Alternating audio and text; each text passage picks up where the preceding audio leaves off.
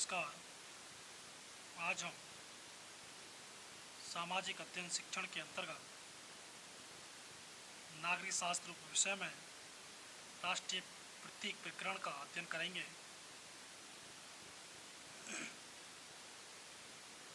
सर्वप्रथम छात्र अध्यापक श्यामपट प्रविष्टियों को अंकित करेगा। दिनांक, विषय, उपविषय, कक्षा व वर्ग, वादन, समयावधि और प्रकरण। इसके बाद सामान्य उद्देश्य जो कि विषय संबंधित होते हैं। छात्र अपने नागरिक जीवन के अधिकारों एवं कर्तव्यों का प्रयोग करते समय अपने ज्ञान का उपयोग कर सकेंगे। छात्रों में चिंतन, तर्क व विचार करने की शक्ति का विकास हो सकेगा। छात्रों में एकता, समानता और राष्ट्र के प्रति गौरव बोध व प्रजातंत्र के प्रति सम्मान की भावना का विकास हो सकेगा। छात्र अन्य देशों के संविधान के विषय में जानकारी प्राप्त कर सकेंगे। छात्रों में चारित्रिक गुणों और अनुशासित जीवन के अंगों को दृढ़ कर सकेंगे। इसके बाद में विशिष्ट उद्देश्य जो कि प्रकरण से संबंधित या टॉपिक से संबंधित होते हैं। छात्र राष्ट्रीय ध्वज, राष्ट्रीय चिन्ह व राष्ट्रीय गान से भलीभांति परिचित हो सकेंगे। छात्र भारत के राष्ट्रीय चिन्हों के बारे में बता सकेंगे। छात्र राष्ट्रीय चिन्हों से परिचित व प्रत्यास्मरण कर सकेंगे। पूर्व ज्ञान, छात्र राष्ट्रीय प्रतीक से संबंधित सामान्य जानकारी रखते हैं। शिक्षण सहायक सामग्री, सामान्य कक्षोपयोगी शिक्षण सहायक सामग्री जैसे चौक, डस्टर, संकेतक, लपेट श्यामपट इत्यादि, राष्ट्रीय ध्वज और राष्ट्रीय चिन्ह। इसके उपरांत प्रस्तावना प्रश्न, पूर्व ज्ञान अनुमान, भारत कब आज़ाद हुआ? भारत 15 अगस्त 1947 को आज़ाद हुआ। प्रश्नोत्तर विधि का प्रयोग किया जा रहा है। झंडा फहराने के बाद क्या गाया जाता है? झंडा फहराने के बाद राष्ट्रीय गान गाया जाता है। राष्ट्रीय गान से किस बात की पहचान होती है? राष्ट्रीय गान से देश की पहचान होती है।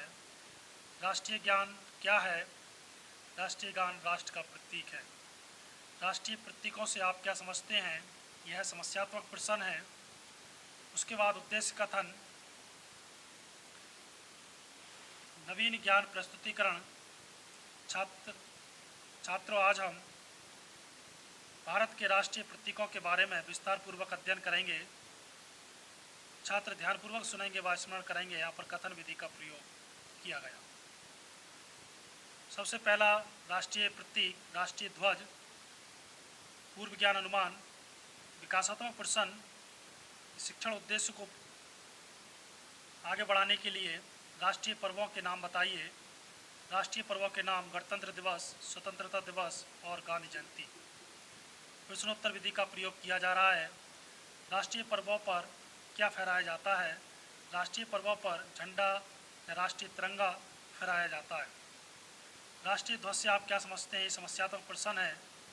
नवीन ज्ञान प्रस्तुतिकरण, छात्र अध्यापक कथन। छात्र ध्यानपूर्वक सुनेंगे व स्मरण करेंगे। यहाँ पर व्याख्यान विधि का प्रयोग किया जा रहा है। ये तिरंगा दिखाते हुए 22 जुलाई 1947 को चक्रयुक्त तिरंगे झंडे को राष्ट्रीय ध्वज की मान्यता प्रदान की गई। राष्ट्रीय ध्वज की लंबाई और चौड़ाई 3/2 होती है। केसरिया पट्टी सबसे ऊपर, मध्य में श्वेत रंग और जिस पर नीले रंग का चक्र जिसमें 24 तिल्लियाँ होती हैं वह सबसे नीचे हरे रंग की पट्टी होती है। तीनों रंगों के कारण इसे तिरंगा कहते हैं। केसरिया रंग जागृति, शौर्य और त्याग का, श्वेत रंग सत्य और पवित्रता, हरा रंग समृद्धि का प्रतीक है। चक्र हमें प्रेरणा देता है कि ईमानदारी और उन्नति के मार्ग पर चलें। यहीं पर छात्र अध्यापक कथन के बाद में तिरंगा का अनुपात क्या है? मूल्यांकन प्रश्न। शिक्षण बिंदु दूसरा, राष्ट्रीय चिन्ह। पूर्व ज्ञान अनुमान विकासात्मक प्रश्न।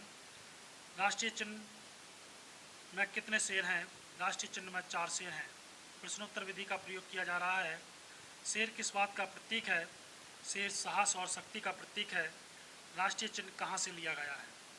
यह समस्यात्मक प्रश्न है। इसके उपरांत नवीन ज्ञान प्रस्तुतिकरण, छात्र अध्यापक कथन, जिसको छात्र ध्यानपूर्वक सुनेंगे व स्मरण करेंगे। यहाँ पर व्याख्यान विधि का प्रयोग किया गया। ये राष्ट्रीय चिन्ह है, इसको दिखाते हुए हमारे देश का राष्ट्रीय चिन्ह सारनाथ में अशोक की लाट से लिया गया है। भारत सरकार ने इसे 26 जनवरी 1950 को राष्ट्रीय चिन्ह की मान्यता प्रदान की। राष्ट्रीय चिन्ह के शीर्ष भाग में 3 सिंह दिखाई देते हैं जो साहस और शक्ति के प्रतीक हैं। निचले भाग में एक चक्र बना है। चक्र के बाईं ओर घोड़ा और दाईं ओर बैल बना है। घोड़ा ताकत व चाल और बैल परिश्रम और स्फूर्ति का प्रतीक है। वहीं नीचे सत्यमेव जयते लिखा हुआ है। सदा सत्य की ही जीत होती है, ऐसा इस सत्यमेव जयते का संदेश है। इसके बाद में यहीं पर ही प्रश्नों एक मूल्यांकन प्रश्न, घोड़ा किसका प्रतीक है? इसके उपरांत तीसरा शिक्षण बिंदु, पूर्व ज्ञान अनुमान विकासात्मक प्रश्न। चक्र के नीचे क्या लिखा है? चक्र के नीचे सत्यमेव जयते लिखा है। सत्यमेव जयते का क्या अर्थ है? सदा सत्य ही की जीत होती है। राष्ट्रीय गान से आप क्या समझते हैं? यह समस्यात्मक प्रश्न है। यहाँ पर प्रश्नोत्तर विधि का प्रयोग किया गया। नवीन ज्ञान प्रस्तुतिकरण के जरिए राष्ट्रीय गान को समझाते हुए राष्ट्रीय ध्वज और राष्ट्रीय चिन्ह की तरह राष्ट्रीय गान भी राष्ट्रीय प्रतीक है। इसकी रचना रविन्द्रनाथ टैगोर ने की थी। यह हमारी राष्ट्रीय एकता का प्रतीक है। सावधान की मुद्रा में खड़े होकर राष्ट्रीय गान गाया जाता है। यह 52 सेकंड में गाया जाता है। सर्वप्रथम इसे 27 दिसंबर 1911 को भारतीय राष्ट्रीय कांग्रेस के कलकत्ता अधिवेशन में इसको गाया गया था। छात्र ध्यानपूर्वक सुनेंगे व स्मरण करेंगे। यहाँ पर व्याख्यान विधि का प्रयोग किया गया।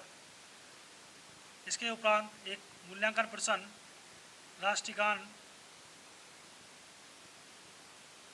कितने सेकंड में गाया जाता है? इसके बाद संक्षिप्तीकरण, नवीन ज्ञान संश्लेषण। छात्रों, आज हमने भारत के राष्ट्रीय प्रतीक और राष्ट्रीय ध्वज, राष्ट्रीय चिन्ह और राष्ट्रीय गान का विस्तृत अध्ययन किया। छात्र ध्यानपूर्वक सुनेंगे व स्मरण करेंगे। यहाँ पर कथन विधि का प्रयोग किया जा रहा है। श्यामपट्ट लेखन एवं निरीक्षण कार्य, नवीन ज्ञान स्थायीकरण, लेखन कौशल का विकास। छात्र अध्यापक छात्रों से श्यामपट्ट कार्य अपनी अभ्यास पुस्तिका में उतारने को कहेगा और स्वयं कक्षा का घूम घूम कर निरीक्षण करेगा। छात्र श्यामपट्ट कार्य अपनी अभ्यास पुस्तिका में उतारेंगे। यहाँ पर लेखन विधि का प्रयोग किया जा रहा है। यह है श्यामपट्ट कार्य, जिसको छात्र अपनी अभ्यास पुस्तिका में उतारेंगे। इसके उपरांत गृह कार्य, जिसका शिक्षण उद्देश्य है अभ्यास। राष्ट्रीय चिन्ह के बारे में बताइए। छात्र गृह कार्य अपनी अभ्यास पुस्तिका में उतारेंगे। यहाँ पर लेखन विधि का प्रयोग किया जा रहा है।